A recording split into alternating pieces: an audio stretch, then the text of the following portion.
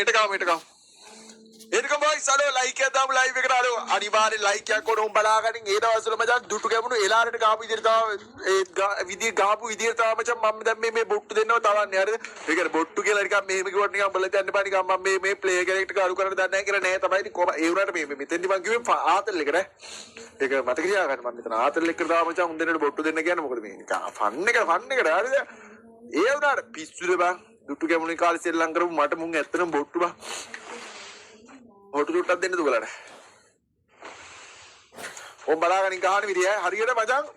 ඔන්නෝ මචං 91ක් ගන්නවා. ඒ දවස්වලත් ඕමයි හරිද? මම එහෙන මේ විහිළු කාර්යය කියලා අපල දන්නානේ. මම එහෙම ගහනවා කිව්වට මේ එක ෂොට් එකෙම කිල් දෙක දාලා නිකන් මේ නිකන් වැඩික් වෙන්න යන්නේ නෑ බා. ඒ තරම් මට ප්‍රසිද්ධියක් ඕනේ නෑ. එහෙම ගහන්නේ නෑ බෝ.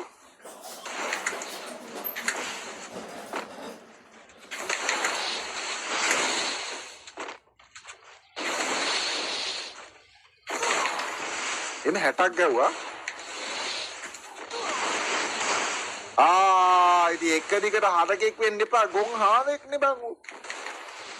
මචං හාව වුණත් හාවට ගෞරව කරපන්කෝ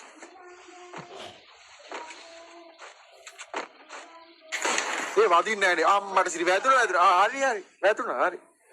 බිල්ලෝ එහෙට ඕ ලෙවල් රිසල්ට් එනවා ඉතින් අපිට මොකද කරන්නේ දුටු ගැමුණුගේ බලෙන් ඒක නවත්තන්නකෝ